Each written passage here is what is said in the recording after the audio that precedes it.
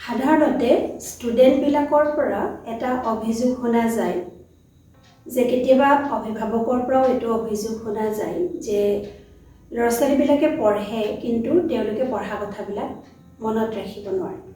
বা কেতিয়াবা এনেকুৱাও হয় যে তেওঁলোকে পৰীক্ষা হলত গৈ পঢ়া কথাবিলাক পাহৰি যায় কিয় এনে হয় আজি মই এই বিষয়টোৰ ওপৰতে আলোচনা কৰিবলৈ আগবাঢ়িছোঁ আশা কৰোঁ আপোনালোকে ভিডিঅ'টো শেষলৈকে চাব লাইক শ্বেয়াৰ সাবস্ক্ৰাইব কৰিব আৰু কমেন্ট বক্সত কমেন্ট লিখিবলৈ নাপাহৰিব নমস্কাৰ I am Mofida Begum principal of Nur Academy Senior Secondary School at Moran Khatkhati ষ্টুডেণ্টবিলাকে যে এই পঢ়া কথাবিলাক পাহৰি যায় বা মনত ৰাখিব নোৱাৰে এইটো আপোনালোকে কিহৰ কাৰণে হয় বুলি ভাবে বাৰু এইটো মেমৰি প্ৰব্লেম নেকি বহুত সংখ্যকে হয়তো এইটো মেমৰি প্ৰব্লেম বুলিয়ে ক'ব কিন্তু actually it is not a question of memory this is a question of clarity so we have to work on clarity অৰ্থাৎ ষ্টুডেণ্টবিলাকে যে পঢ়ে তেওঁলোকে মনত ৰাখিব নোৱাৰাৰ কেইবাটাও কাৰণ থাকিব পাৰে তাৰ ভিতৰত প্ৰথম কাৰণটো এনেকুৱা হ'ব পাৰে যে তেওঁলোকে যেতিয়া লেসনটো পঢ়িছে তেওঁলোকে হয়তো লেসনটো বুজি পোৱা নাই দ্বিতীয়তে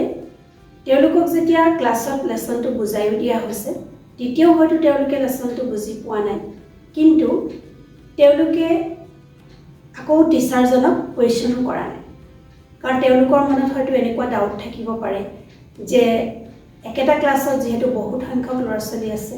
আৰু তেওঁলোকৰ ধাৰণা এনেকুৱা হ'ব পাৰে যে বাকী সকল ষ্টুডেণ্টে বুজি পাইছে আৰু মই যদি বুজি নাই পোৱা বুলি কওঁ তেতিয়া হয়তো বাকী সকলে মোক হাঁহিব বা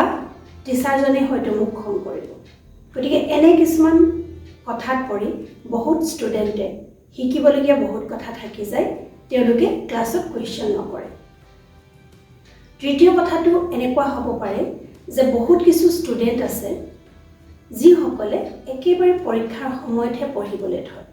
পৰীক্ষালৈ আৰু এমাহমান আছে তেতিয়া তেওঁলোকৰ পঢ়াৰ খৰখেদা লাগে কিন্তু আমাৰ মগজুৱে যেতিয়াই মন যায় তেতিয়াই যিকোনো কথা যিকোনো সময়তে মনত ৰাখিব নোৱাৰে গতিকে মগজুৰ নিৰ্দিষ্ট কিছুমান প্ৰচেছ আছে যাৰ যোগেদিহে কথাবিলাক মনত ৰখাটো সম্ভৱ কিন্তু আৰু কিছুমান ষ্টুডেণ্ট আছে যিসকলে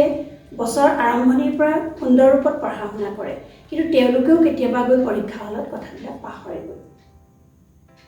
গতিকে এইটো যাতে নহয় তাৰ কাৰণে মই তোমালোকক এটা বিশেষ প্ৰচেছৰ বিষয়ে ক'ম আৰু এই প্ৰচেছটো তোমালোকে যদি ফলো কৰা তেনেহলে তোমালোকে নিশ্চয় পঢ়া কথাবিলাক মনত ৰাখিব পাৰিবা আৰু পৰীক্ষা হলত গৈ তোমালোকৰ কোনো প্ৰব্লেম নহয় গৈ এই প্ৰচেছটো ৰিট্ৰিভাল প্ৰেক্টিছ বুলি কোৱা হয় অৰ্থাৎ তুমি পঢ়া কথাবিলাক যেতিয়া তোমাৰ প্ৰয়োজন হয় তেতিয়া তুমি ৰিকল কৰিলা পুনৰ ই মেমৰিত ৰৈ গ'ল তাৰ পাছত আকৌ যেতিয়া তোমাৰ প্ৰয়োজন হ'ল তুমি আকৌ ৰিকল কৰিলা তাৰ পাছত ই আকৌ তোমাৰ মেমৰিত ই ষ্ট'ৰ হৈ ৰ'ল এই প্ৰচেছটোকে বাৰে বাৰে মনত পেলোৱা প্ৰয়োজন অনুসৰি এই প্ৰচেছটোকে ৰিট্ৰিভেল প্ৰেক্টিছ বুলি কোৱা হয়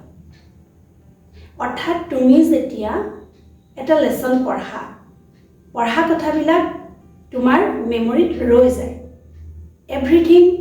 that you see read hear smell is recorded your memory problem are only your ability to bring it back when you need it বুজি পালানে তুমি যিখিনি পঢ়িছা সেইখিনি অলৰেডি তোমাৰ ৰেকৰ্ড হৈ গৈছে কিন্তু তোমাৰ প্ৰবলেমটো হৈছে যে তুমি যেতিয়া তাক বিচাৰা তেতিয়া তুমি তাক এজ ইট ইজ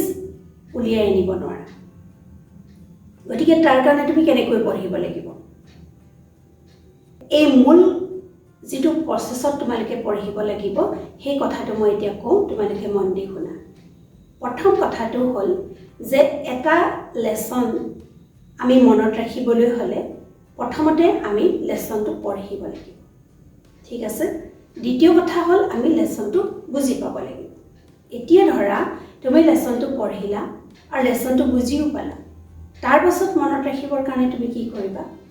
তাৰ পাছত মনত ৰাখিবৰ কাৰণে তুমি সেই লেসনটোৰ পৰা যিমান কোৱেশ্চন আনসাৰ হয় সেই কোৱেশ্চন আনসাৰখিনি তুমি কৰিব লাগিব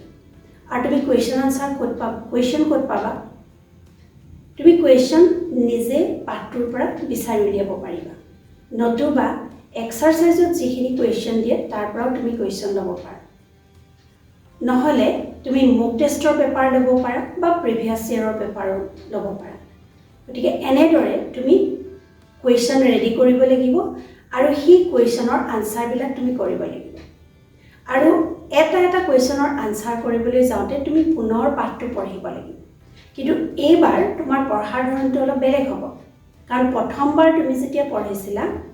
তেতিয়া তুমি জাস্ট এটা ধাৰণা ল'বৰ কাৰণে পঢ়িছিলা কিন্তু এতিয়া তুমি এটা কোৱেশ্চন নিৰ্দিষ্ট এটা কোৱেশ্চনৰ আনসাৰ বিচাৰি পঢ়িছা এনেদৰে প্ৰত্যেকটো কোৱেশ্চনৰ আনসাৰ বিচাৰি তুমি কেইবাবাৰো লেসনটো তোমাৰ পঢ়া হ'ব